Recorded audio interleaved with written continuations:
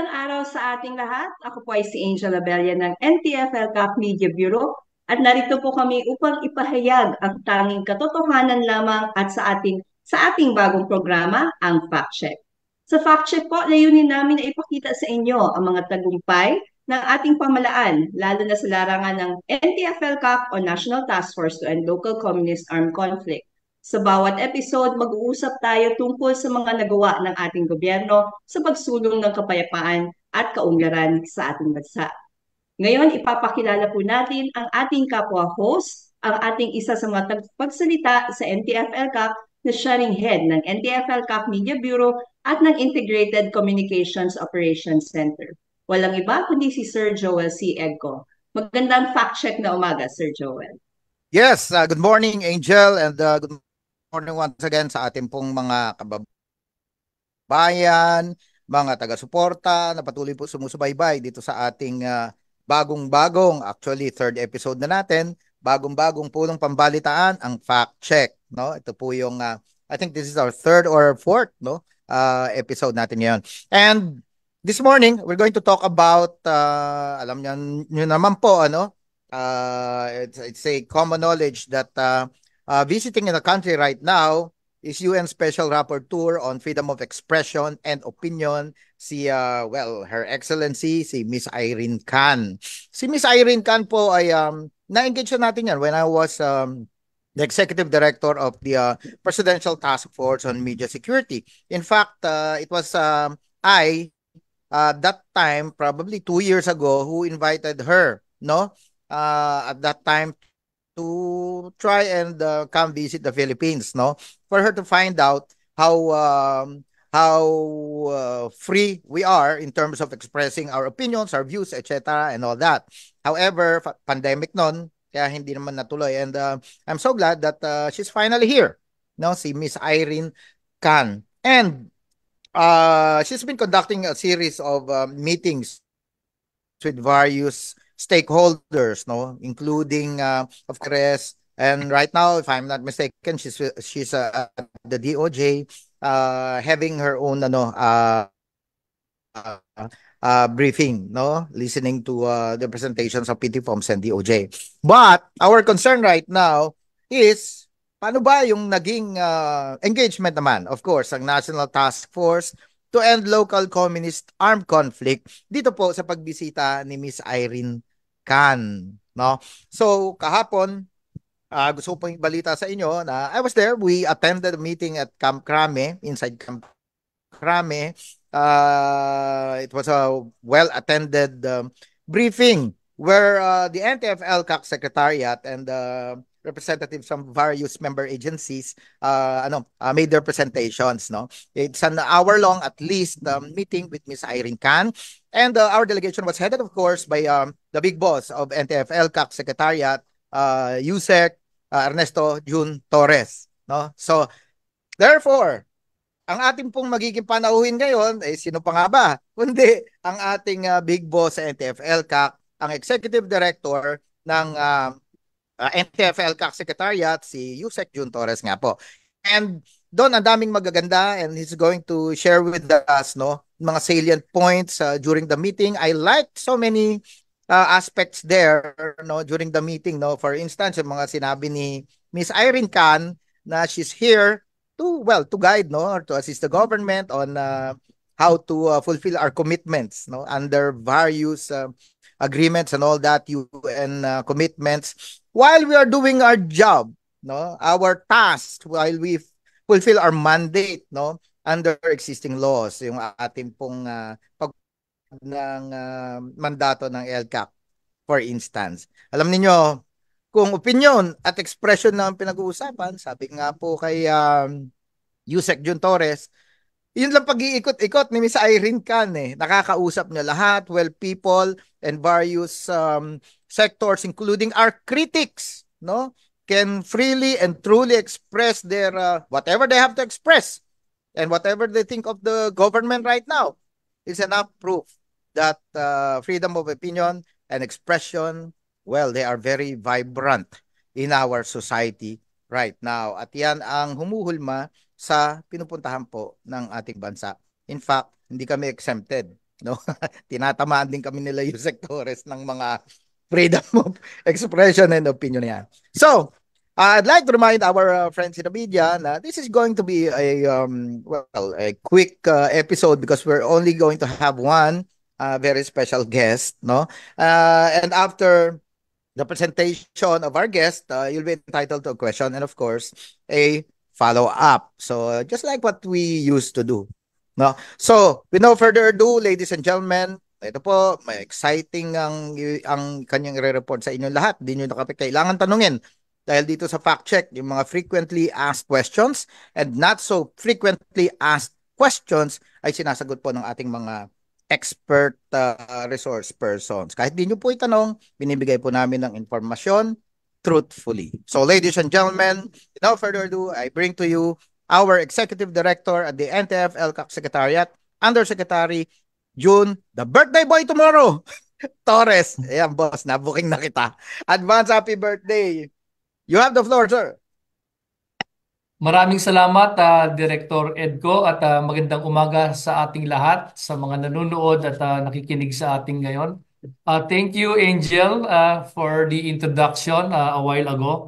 At I also would like to especially greet yung kasama natin ngayon from the media, mga kaibigan natin nung araw pa, si Victor Reyes and of course, David Santos, no? Thank you once again, Director Joel, for having me here today in this presser. So allow me to share with you my opening statement for this particular presser. So thank you for joining us today as we discuss on the significant visit of the United Nations Special Rapporteur Irene Khan, Special Rapporteur to the Philippines. This visit is a testament to our commitment to transparency, open dialogue, and the protection of civic space in our nation. The welcome dinner that we had the other day at Barbara's and the subsequent meeting yesterday at Camp Crame exemplify our government's dedication to openness and collaboration. These events have not only provided a platform for showcasing the sincerity of the present administration, but have also allowed us to comprehensively explain the laws, policies, and mechanisms in place within our organization. We extend a warm welcome to the Special Rapporteur, Ms. Khan's invaluable insights and recommendations grounded in her vast expertise and global experience. This visit offers an exceptional opportunity for the international community, specifically the United Nations, to gain a nuanced understanding of the policies that govern our nation. It is a chance also for us to underscore our commitment to fostering a climate of openness and transparency. In our interactions, Special Rapporteur Khan highlighted the need for a delicate balance in addressing challenges while considering broader implications for societal and individual interest.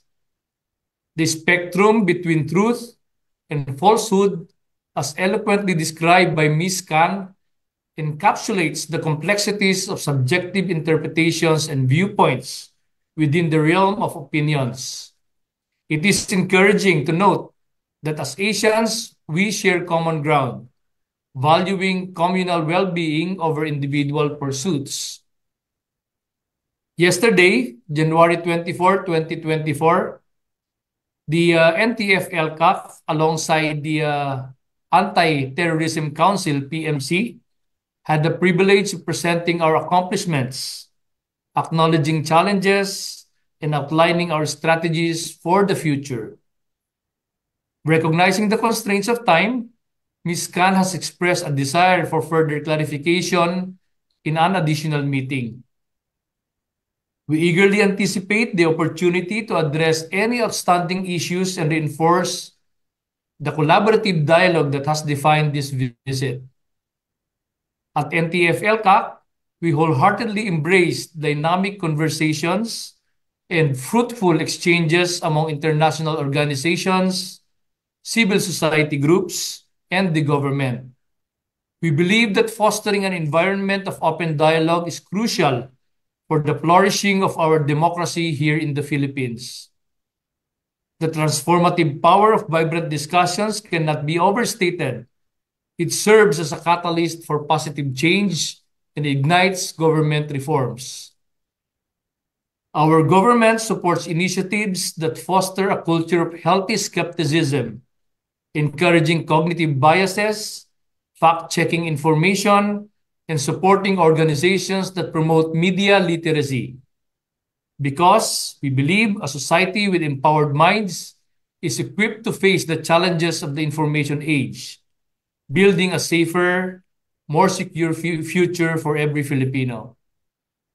By safeguarding and responsibly exercising freedom of expression and media literacy, we pave the way for amplified positive effects that resonate across our nation. Let us embrace the richness of diverse perspectives, embodying our Filipino identity rooted in a community-centric ethos.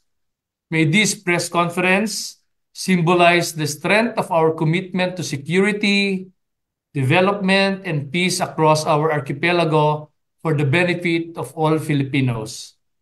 Together, let us champion the values that propel our democracy patungo sa bagong Pilipinas. Muli, magandang umaga sa ating lahat, and we are now ready for any discussion. Thank you, Director Edco.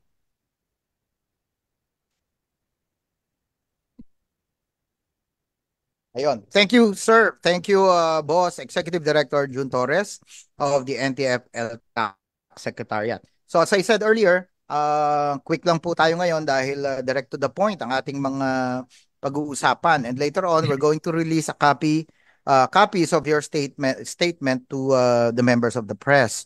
No, so we are now going or proceeding to the open forum, and we have one question from Jing Vilamente of Daily Tribune. Boss, ang tanong ni Jing, and I'm sure ito rin ang katanungan ng ating mga kapatid sa hanap buhay sa media, ay what was Ms. Khan's topmost concern daw po, and how are you addressing it? Okay, well, kahapon during the press conference, most of the time she was just absorbing all the presentations that we prepared for her, particularly yung presentation ng Anti-Terrorism Council about ATA, and then our presentation also. We of course briefed her about the mandate, the organization of the NTF-ELCAC, and what it has done for the past 5 years. So she expressed appreciation on those briefing. However, we were only given an hour for the entire interaction.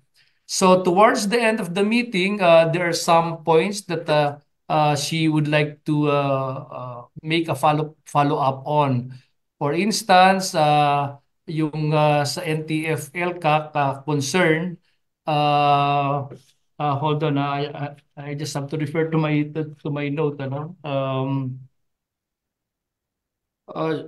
She would like to get further information about the red tagging issue, because alam naman nating lahat, even abroad, NTF-ELCAC is being equated unfairly to red tagging, no? So she would like to hear more from us kung ano yung ginagawa natin to prevent such thing from happening. Of course, meron naman sana tayong ready isagot na sa kanya dyan, but of course, she would have to run to kahapon she went to Supreme Court the Supreme yata, Court, and then after Supreme Court the Department of Justice, no? So nagmamadali siya. But in our informal conversation, even during the dinner the other night at Barbara's, somehow I was able to briefly explain to her the matter about this alleged red tagging. So in brief, ang sinabi ko sa kanya, Tayo kasi, lalong-lalo na sa gobyerno, we are mandated by our Constitution to protect and serve the Filipino people. And part of protecting the Filipino people is providing them the right information about certain organizations, certain individuals, no? So that the Filipino people, particularly the youth and those who are in the vulnerable communities, ano, would exercise their right to an informed choice. A choice that, of course, would not harm themselves, their families, or their communities. So that in brief, yung binanggit natin sa kanila, no, that we really have that mandate to tell the truth about the people, about certain people and organization para hindi po masasaktan yung mga kababayan natin in making such decision. So she just would like to know kung ano specifically yung mga ginagawa natin to safeguard that freedom while at the same time ay hindi rin na-exploit ng ibang sectors, no, or ibang organization for their own selfish and malice purposes. So yun lang yung isang specific na bagay na na-raise niya kahapon sa atin. And sa ATC, if I remember right, gusto niyang malaman yung mga specific cases na na-file na ng ATC at saka na related sa freedom of expression and opinion and the status of these cases. And she would like to further discuss this matter with us if her schedule would permit. So yun lang actually yung kanyang concerns na i-raise kahapon sa atin, and everything went on smoothly. She had a short chat also with some of our resource persons who were there, no? Nandoon yung ating mga si Kate Raka, formerly she was a former NPA leader in Palawan. I just couldn't remember the exact unit, no? But she has since surrendered already, and she's now helping us out. So she narrated as part of the briefing of the NTF LCAP her experiences as a teenager when she was recruited, and then eventually she became a propagandist, a political instructor. Somehow we were able to put across the message to the rapporteur that the CPP, NPA, NDF, and other terrorist group operating in our country are making use of this space, no, yung freedom of expression and opinion, no, na they are making use of this also for their malice purposes, malice intents, no, to incite youth, students, and other vulnerable individuals, to incite them to commit actions that would border into violent extremism. So yun, si Alma Gabin was there also. She's a high-ranking former rebel in Eastern Visayas before. So shinare naman niya sa atin and with the UN Rapporteur and her team kung paano siya, how she was how do you call this? How she was the programs that she went through, no? When she was captured, how she was reintegrated back to the society, and she shared that what she's doing now, for the other FRs in Eastern Visayas, being the leader of a cooperative group in the Eastern Visayas region. And also, one parent member, founding member of Hands Up Our Children, Miss Luisa Espina, also shared her experiences having a daughter who is still missing up to this time, and knowing for a fact that her daughter Louvain Espina is still out there, no, as part of the New People's Army. So basically, those are the things that transpired yesterday. And ngayon nga, as we are having this press conference, the rapporteur is at the Presidential Human Rights Commission, and then she will go also to the Presidential Task Force on Media Security, and then she will cap the day with a visit to the Department of Foreign Affairs.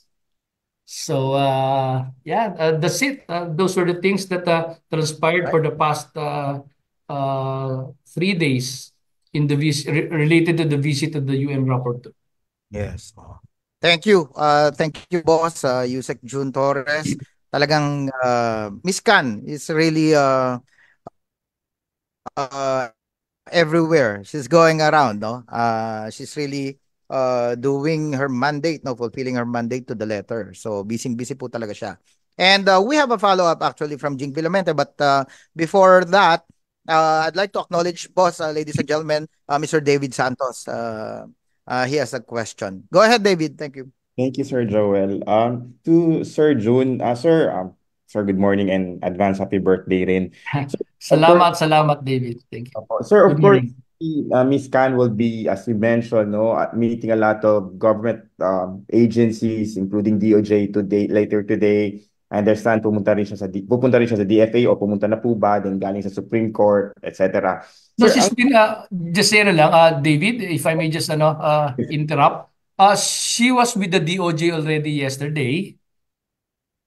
yes, sir. Oh, Yes. tapos today siya pupunta sa DFA, then she will travel to Baguio later in the afternoon.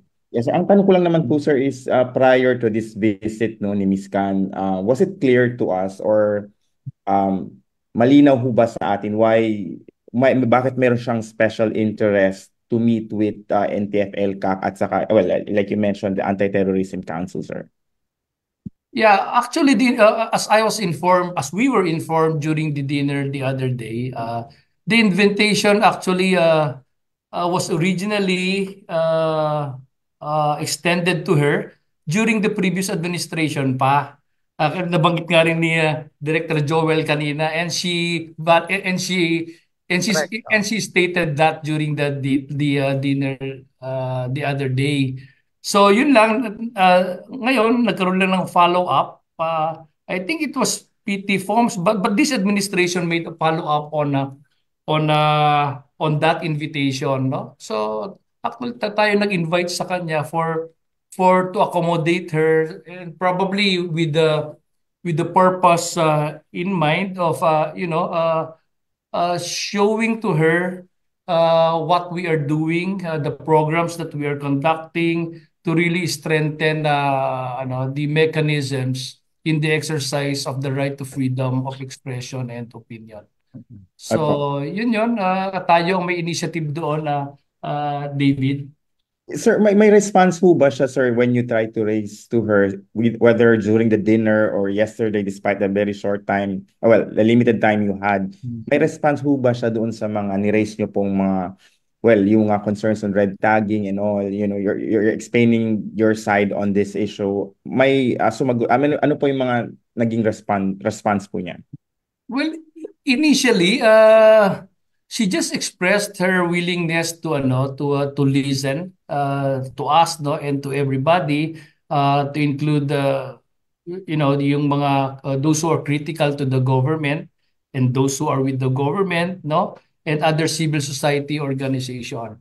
So I think she is preparing for a final press conference before she leaves on February 2. No, that's a Friday.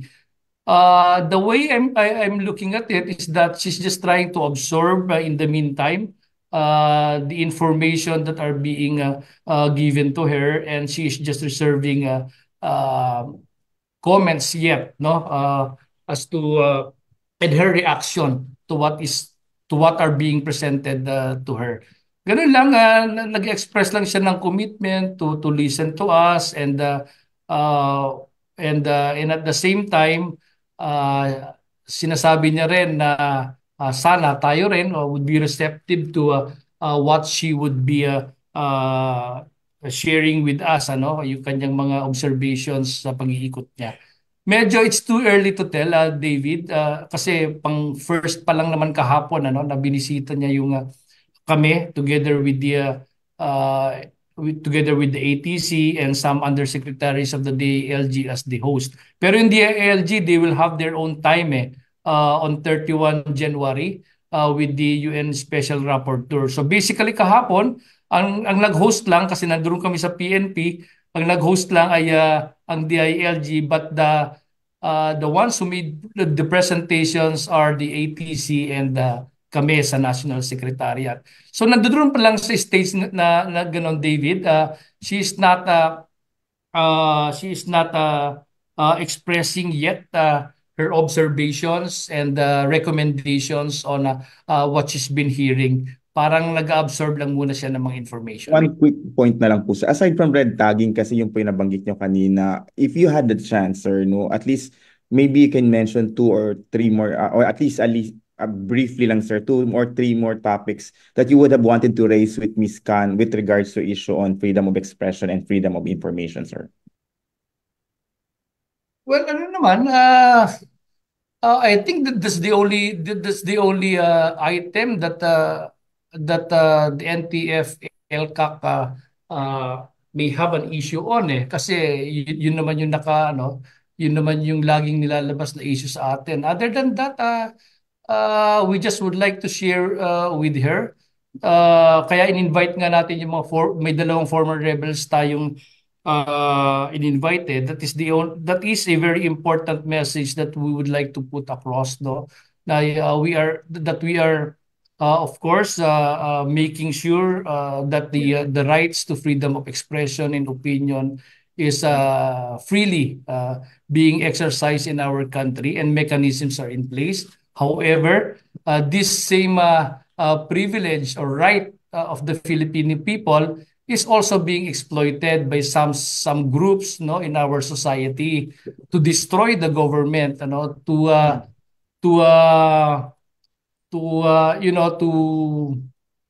picture, no, a bad image of our government, even abroad ginagawa nila yon. So yun lang yung gusto natin na ma-realize niya, yung balanced understanding, no. On one hand, of course yung freedom of expression and opinion, and on the other hand, ito naman ini-exploit naman ng ibang sectors ng society.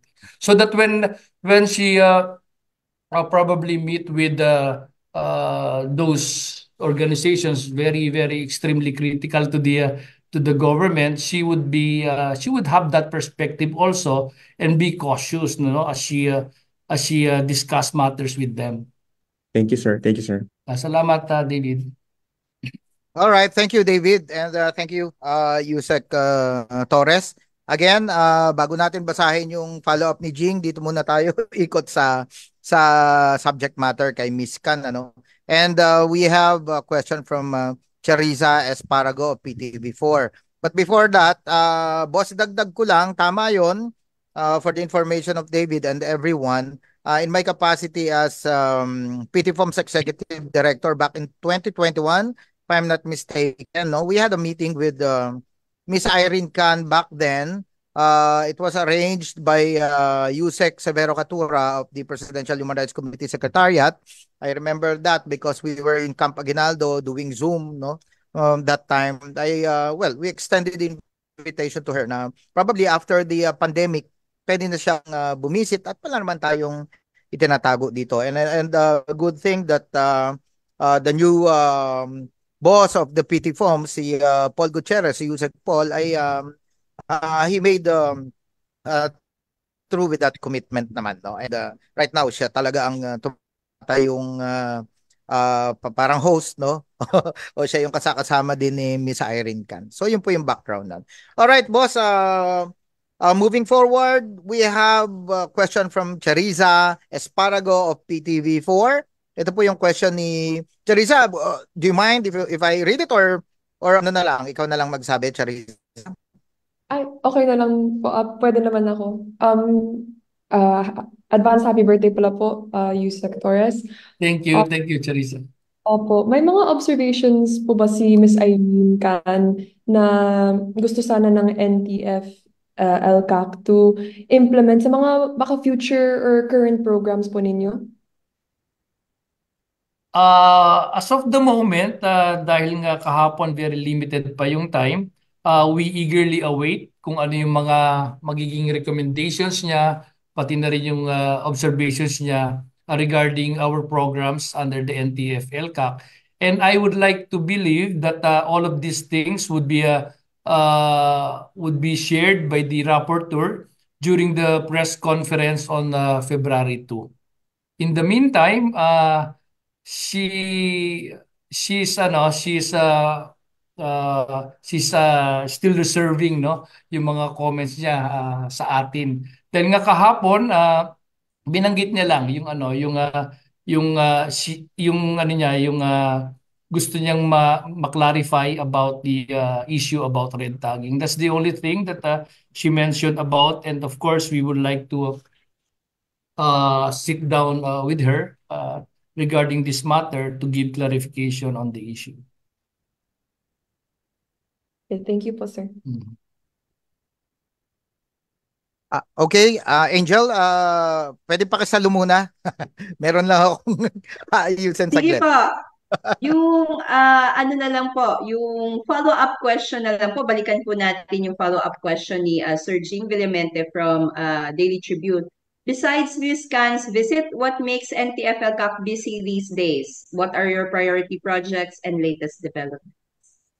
Our latest project, and what's that again? Could you please say that again, Angel? I apologize. So besides Ms. Khan's visit, so I guess Okay. this is apart from Okay. the visit. So what Hmm. makes NTFL CAC busy these days? What are your priority projects or latest developments, sir? Well, of course, track at the start of this year is to sustain our peace gains, considering the significant decline in the CPP, NPA, NTF's capability, no, in recruiting, in generating resources, and in recovering their lost mast bases. So it was already reported at the start of the year that we no longer have an active guerrilla front. We are just confronting 11 weekend guerrilla front, which I believe would be totally dismantled, if not within the semester, definitely within the year, no? As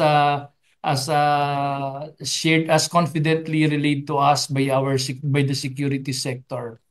Other than the security concerns, we are following up on our developmental efforts, particularly the Barangay Development Program. So there are still some projects that we need to follow up on, no? Yung mga BDP ng 2021, may mga naiwan pang konti, although it's more than 90% completed na. Then 2022 and the projects that were BDP projects that were implemented last year. And for this year, we are looking at 864 more beneficiary barangays under the BDP. Although there's a bit of a challenge because the expected 10 million pesos fund for each barangay was reduced to 2.5 million per barangay. Doon, medyo nag-exert tayo ng effort doon. We are converging the different concerned agencies for them to introduce mga programs, no, and other interventions to fill in that gap, no, that was caused by the decrease in the allocated fund for the BDP. But we are confident that concerned partner or member agencies of the NTF LCAC would put as a priority program, target priority program, yung mga 864 barangays that are identified for the BDP this year. Also, for the former rebels, yung program natin under Task Force Balik Loob is very much being implemented together with the enhanced comprehensive local integration program to which as we speak now, more than 40,000 na nagbe-benefit, no? And most of them has a lot of stories to tell regarding kung paano na transform yung buhay nila from being a rebel and to being a civilian right now, contributing to nation building and providing for their own and back again with their family. So we are also looking at the possibility of transitioning our focus, no? Because for the past 5 years we have focused more in addressing the security aspect of the of insurgency. Right now, since there's no longer any guerrilla front nationwide, no, we would like to focus more on establishing unity and establishing lasting peace and sustainable development, which is actually the more difficult part in our campaign. No, yun na nagawa natin for the past year. Although it is not easy, it was not easy, but I think the more difficult part is for all of us to come together to really sustain these peace gains at magkaroon po ng mga development sa pinakamalalayo na lugar ng ating bansa. That is the only chance that we can really solidify our peace gains in our country. And of course, lastly, yung local peace engagement natin. While there are national efforts being done also, no, to finally end insurgency in our country, hindi naman po tumigil yung ating mga local peace engagement. Wherein yung mga communities are involved, yung mga local chief executives are involved, reaching out dun sa mga kababayan natin who are still out there in the mountains, carrying arms, bearing arms against the government, no? So yun pa rin, yung very effective po yan. That is actually the reason why we have massive number of surrenders during the past year, because of the very effective local peace engagement being done by the communities themselves in partnership with our security sector and the local government units and agencies. So yun, yung ginagawa natin ngayon, and we expect that the NTF-ELCAC would still be further strengthened with the, if I may announce it here, dahil napirmahan na rin ng presidente natin, meron na tayong bagong CORDS is Cabinet Officer for Regional Development and Security ng Caraga, in the person of DBM Secretary Amena Pangandaman. Siya po yung course natin yon. So completing with her designation now, na-complete na po yung 17 courts natin all over the country. If you remember last year, it used to be Secretary Kapuyan ang courts ng Caraga. But since we have a new NCIP secretary already, it is kasi dapat secretary level yung courts, no? So we have an official replacement already in the person of Secretary Pangandaman. So with her presence and then the inclusion of other member agencies of the NTF-ELCAC, I think the transition of a security-focused campaign to a campaign more focused on peace and development would be facilitated and would be a lot would be a lot doable. Yeah. Sir Joel? And Ayun, oo. thank you. Boss, ito, Yes, this just came in, I'm reading it right now doon sa ating Viber updates. May question din palang, the same question. I remember Miss Can asking you this question, At ito rin tinanong niya doon sa DOJ ngayon. Para malinaw, again, ano ba yung sagot natin dito sa tanong na to? Do we have daw ba a policy on red tagging? Well, we can categorically state, Director Egco, no, that wala tayong policy on red tagging. Yan. It is a term that was concocted, that was created by the CPP, NPA, and DF to demonize the efforts, particularly of the government, in exposing the duplicity of the CPP, NPA, and DF. And when we say duplicity, yung talagang katotohanan, the reason why they are, pag tayo, no? Pag tayo, when we are exposing the truth about certain organizations and individual, pag sinabihan ka kasing, for example, si Director Joel, Red Tagger yan, the usual reaction is that parang, ano ka na, you would be vilified by the, by the community because you are a Red Tagger. Nagkakaroon ng negative impression about what you are doing. Correct. So it was used as a tool by the CPP NPA propagandists, no? Even our Supreme Court, di ba, nag-rule na dyan that Yes. yung red tagging does not endanger. I just can't remember the particular wordings of it. Basta sabi doon, yung red tagging would not endanger any individual. Sabi nung yung court ruling na yun. So again, Eto boss yung wala exact. state policy regarding that, about red tagging. That's why we need to explain to the public. But there is a need, no? There is a need. Kaya kanina binanggit ko, there is really a need for us to tell the truth about certain organizations and individuals who are using this very basic freedom of expression and opinion, to incite the vulnerable sectors of our society to commit violent actions. Ayun, boss, if I may add, no, ito yung specific na sinabi ng korte dito, mere membership in such organizations do not equate to actual threats which will warrant the issuance of a writ of amparo. Ito yung may kinalaman dun sa, actually kami kasama ako dito, respondent. Respondent. Thank you for Respondent din ako sharing dito sa that. kaso na to. Excuse me, yes po.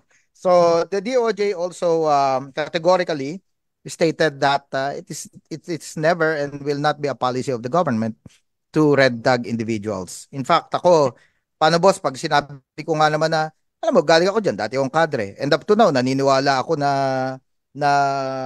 di ba, dapat equal naman tayo. So sabihin ko halimbawa, si Joel Ego, komunista yan pero hindi ako NPA. Di ba? So, am I red tagging myself? Di ba? So, yun ang problema dyan. Anyway, sir, boss, do we have any other questions from our friends in the media, Angel? Mukhang wala na po, Sir Joel. Yun na po yung questions natin.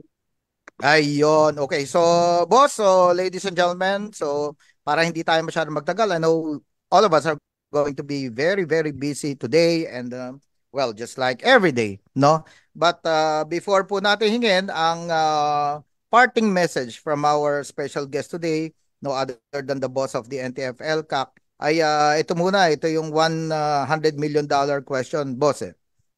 Saan ang celebration?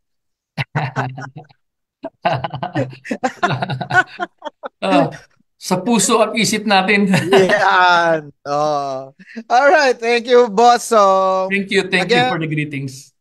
yes, we have reached the conclusion of today's episode of Fact Check. So, abangan niyo po kami next week ulit, no? For another exciting episode. Abangan po natin itong mga susunod na kabanata dito po sa pagbisita ni Miss Irene Khan. So, napakahalaga din na tayo very eager to hear what she's going to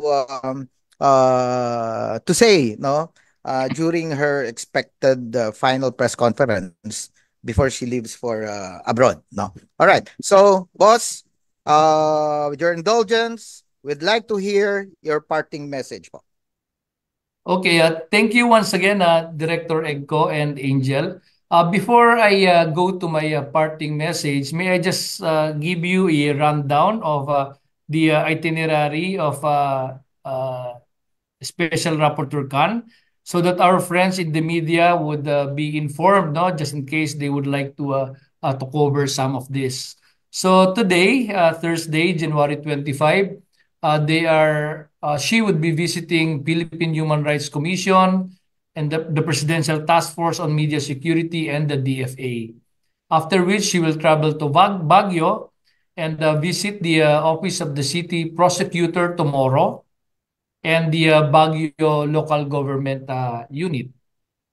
On Saturday, she will travel to Tacloban and meet a detained Frenchie May Cumpio, who is now detained at the BJMP Tacloban. So again, this is also again an expression that we are not curtailing the freedom of anybody, if they would like to find the truth about a certain individuals. Kaya pinayagan natin si UN Special Rapporteur Khan to visit Frenchie May Cumpio, who is facing a case related to the CTG, no? And then after that, she will travel to Cebu. Sunday would be she would be preparing some of her reports on Sunday while in Cebu, and then from there, in Cebu, she will visit LGU, the provincial government, and then travel back to Manila on Monday. So on Tuesday next week, January 30, she is expected to visit PIA, Philippine News Agency, Presidential Broadcast Service, the National Human Rights Institution, CHR, and NCIP. Then on Wednesday, 31 January, Ateneo Law School, which will share with her a lecture on freedom of opinion and expression. And then also on the same day, she will interact with the DILG and then the House of Representatives. So Thursday would be a time for her, that's February 1, to prepare for the exit conference, which will happen the following day, Friday, 02 February, no? At the UN, I think it will be done at the DFA exit conference. So that will be the itinerary of the UN Special Rapporteur. In between those, she would be visiting also and interacting with different civil society organizations, even organizations that are critical to the government. She was allowed to meet with them. So again, it is a manifestation of how free we are, on matters of expressing our opinion and ideas in our country. So now, once again, thank you, Fact Check, for having me here today. Thank you for this opportunity given to me to share my updates and ideas about the visit of the UN Rapporteur, among others. Thank you to all our partners in the media for attending today's press conference on freedom of expression and opinion. As the Executive Director of the NTF-ELCAC, I'd like to express my gratitude to the media, in particular for their continued support in shedding light on this very crucial issue. Freedom of expression and opinion are fundamental rights that must be protected and upheld in any democratic society. They serve as the cornerstone of a vibrant and inclusive public discourse, allowing individuals to voice their thoughts, ideas, and concerns freely. It is through open exchange of diverse opinions that we can foster understanding, promote tolerance, and ultimately strengthen our democracy. However, it is very important to strike a balance between freedom of expression and the responsibility that comes with it. While everyone has the right to express their views, it should not be used as a tool to spread hate speech, incite violence, or undermine the fabric of our society. We must be vigilant in distinguishing between constructive criticism and the dissemination of false information or propaganda. In the context of the fight against local communist armed conflict, it is essential to ensure that freedom of expression and opinion are not exploited to further the agenda of terrorist groups. We must remain united in our commitment to combating the spread of misinformation and disinformation that can sow division and threaten our national security. The NTF-ELCAC is dedicated to addressing the root causes of the armed conflict, promoting peace and protecting the rights and welfare of all Filipinos. We recognize the importance of an informed and engaged citizenry in achieving these goals. Therefore, we encourage everyone to exercise their right to express their opinions responsibly while also being critical consumers of information. I would like to reiterate our commitment to upholding freedom of expression and opinion while safeguarding the well-being of our nation. We believe that by working together, we can create an environment that fosters dialogue, respect, and understanding. Thank you once again for your presence. Thank you for the invitation and support. Let us continue. Let us continue to strive for a society where freedom of expression and opinion are valued, protected, and celebrated. So with the visit of the UN Special Rapporteur Irene Khan, we aim to foster an environment where diverse viewpoints can coexist while upholding the principles of truth, respect for human rights, and ethical journalism. Muli, sama-sama nating abutin ang isang matatag, maginhawa at panatag na buhay para sa bawat pamilyang Pilipino tungo sa bagong Pilipinas. Maraming salamat po muli. Thank you, boss. Yan, sir. Thank you very much. Maraming salamat po sa inyong pagdalo sa aming press conference sa Fact Check, Yusek June Torres. Ulit po ang ating Executive Director ng NTF-ELCAC Secretariat. At sa ating mga kaibigan mula sa media na nagbigay ng kanilang katanungan, maraming salamat. Sa araw na ito, napakahalaga ng isang masusing talakayan patungkol sa pagbisita ng UN Special Rapporteur for Freedom of Expression and Opinion ang maalam na si Ms. Irene Khan dito sa ating bansa. Sa fact check, patuloy namin na itinataguyod ang pagbibigay liwanag sa mga isyung may kinalaman sa kalayaan ng opinyon at pamamahayag. Kami ay nagagalak na malaman na ang pamahalaan ng Pilipinas ay bukas sa pakikipagtulungan at pagsusuri ng mga eksperto mula sa ibang bansa. Ang pagbisita ni Ms. Irene Khan ay isang pagkakataon upang malaman natin ang mga positibong aspeto at mga hakbang na ginagawa ng ating pamahalaan para sa kalayaan ng opinyon at pamamahayag. Tinatanggap natin ang diwa ng malayang pagpapahayag bilang fundamental na karapatan ng bawat mamamayan. Sa pagsusulong ng kalayaan ng opinyon at pamamahayag, isang malakas na bansa ang nabubuo. Nananatili kaming tapat sa paglantad ng totoo at sa pagbigay halaga sa bawat boses sa ating lipunan. Hinihimok namin ang lahat na maging bahagi ng pagtutok sa mga isyong tulad nito. Salamat sa inyong pagiging bahagi ng fact check kung saan nagkakaroon tayo ng pagkakataong makilahok sa makabuluhang usapan. So manatili po sana kayong kasama namin sa mga darating na episode ng fact check. Hanggang sa muli, kasama po si Director Joel C. Egco. Ito po ay si Angel Abella, nagpapaabot ng mainit na pasasalamat mula sa fact check, kung saan ang ating layunin ay walang iba kundi ang katotohanan at pag-unlad. Mabuhay po ang bagong Pilipinas.